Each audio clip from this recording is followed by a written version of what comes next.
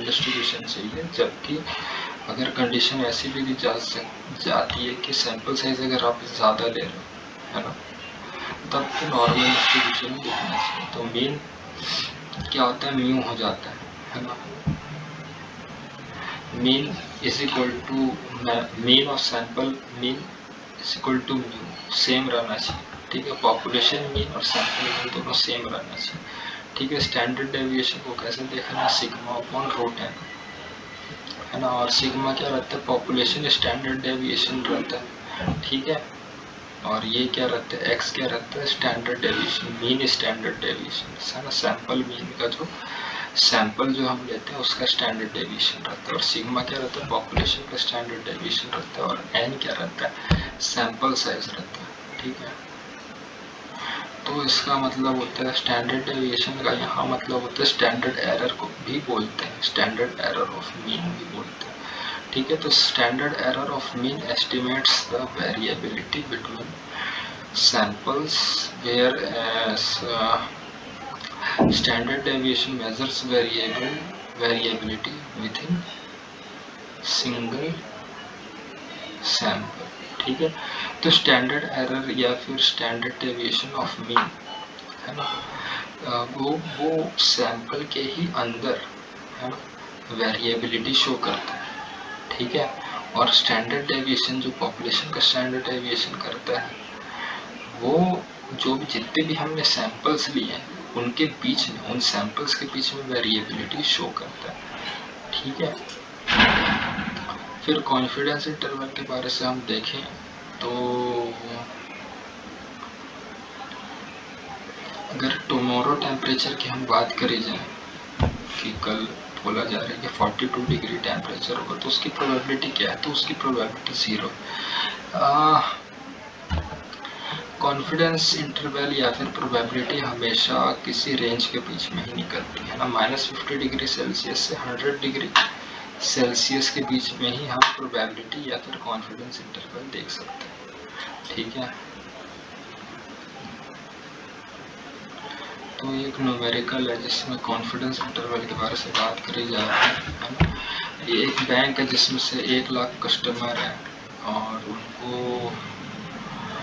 Credit card offer किया जा रहा है, ठीक है।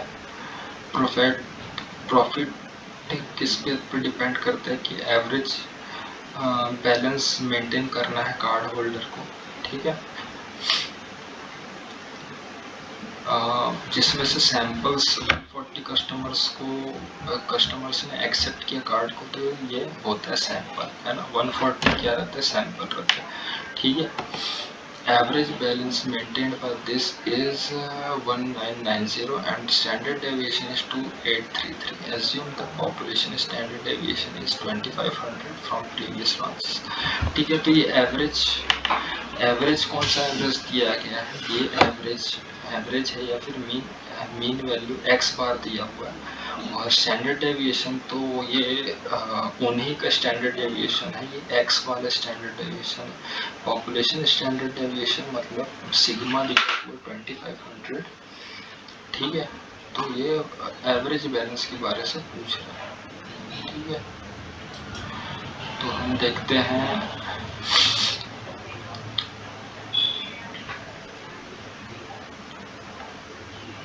इंटरवल एस्टिमेट कैसे निकालते हैं, point estimate plus minus margin of error, ठीक है। तो हम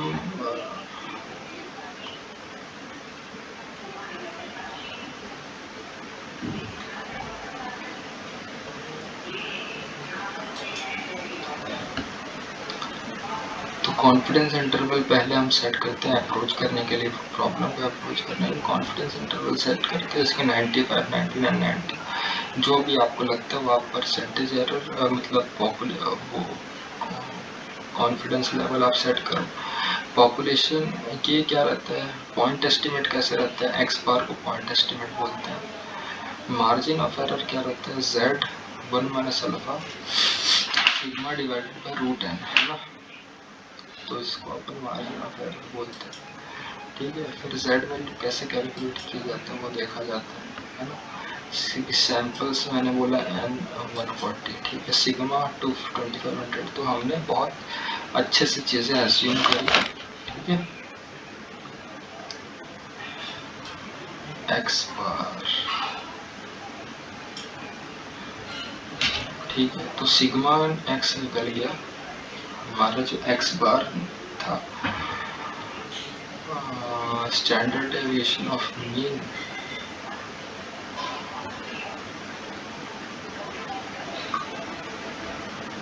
standard deviation of sample mean क्या निकला 21129, ठीक है।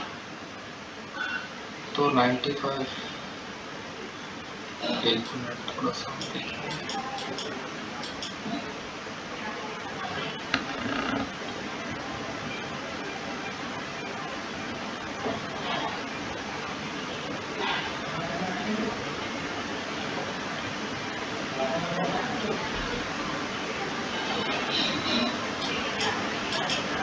ठीक है। तो पॉपुलेशन स्टैंडर्ड डेविएशन दिए रहेगा तो हमको एज्यूम कुछ भी नहीं करना है उस स्टैंडर्ड डेविएशन के बारे से जो गिवन है, ठीक है। फिर 95% का कॉन्फिडेंस इंटरवल निकालना है, तो कैसे निकलेगा वो, ठीक है। तो वैल्यू पुट करनी और आंसर लेके आना। तो 95% कॉन्फिडेंस इंटरवल से हमको मिला इनकम 1576 2404, क्योंकि प्लस माइनस था इसलिए हमको दो वैल्यूज मिली, ठीक है। तो इसका मतलब ये क्या, कुछ 3 क्वेश्चन है तो वो पूछ रहा है कि इसका मतलब क्या निकलता है कि mean balance of population lies in range, mean balance is in range, mean balance of population lies in the range, नहीं, mean balance in this range is 95% of the time, नहीं, 95% of customer have balance in this range, नहीं, है ना। Interpretation कैसे रहेगा, mean of the population, ठीक है, ये एक पहला टर्म है, has a 95% chance of being is this range for random sample। ये 3 चीज हमको देखना चाहिए, mean of the population, confidence interval और रैंडम सैंपल, है ना। ये 3 चीज आप देखेंगे, हमेशा चेक करेंगे, मीन ऑफ द पॉपुलेशन पहली चीज, दूसरी चीज 95% ऑफ चांस, है ना, और रैंडम सैंपल, ठीक है। मीन ऑफ द जो भी मीन है पॉपुलेशन का उसका 95% चांस है जो भी हमने सैंपल लिया है ना उसमें, ठीक है।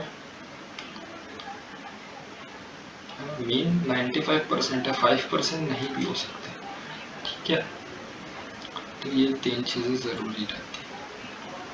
अगर हम सिग्मा नहीं जानते, सिग्मा की वैल्यू हम नहीं जानते, तो हम टी कैलकुलेट करेंगे, ठीक है। T calculation x bar minus mu divided by standard deviation by root है, जिसमें से एस की वैल्यू हम ऐसे डिफाइन कर सकते हैं, ठीक है।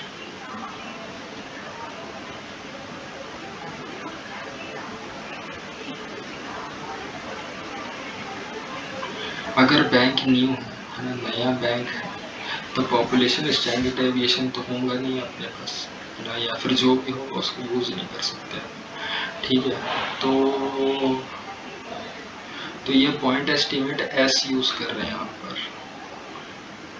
ठीक है।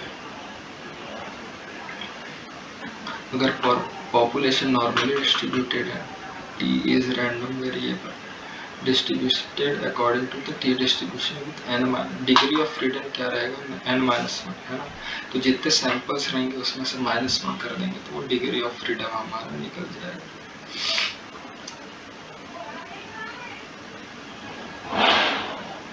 तो हमको पॉपुलेशन की वैल्यू तो हमको पता नहीं रहती, तो उसके पैरामीटर्स भी हमको पता रहे ज़रूरी नहीं, और ये बहुत रोबस्ट मेथड है। अगर सिग्मा की वैल्यू अगर हमको पता नहीं है तो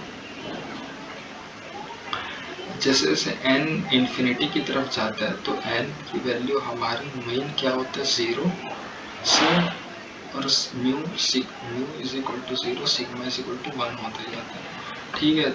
तो इसका मतलब क्या रहता है कि अगर डिग्री ऑफ फ्रीडम इंक्रीज होता है तो टी डिस्ट्रीब्यूशन नॉर्मल डिस्ट्रीब्यूशन की तरफ चेंज हो जाता है, ठीक है। अगर अननोन सिग्मा है, सिग्मा अननोन है, तो कॉन्फिडेंस इंटरवल हमको कैसे दिखता है, ऐसा,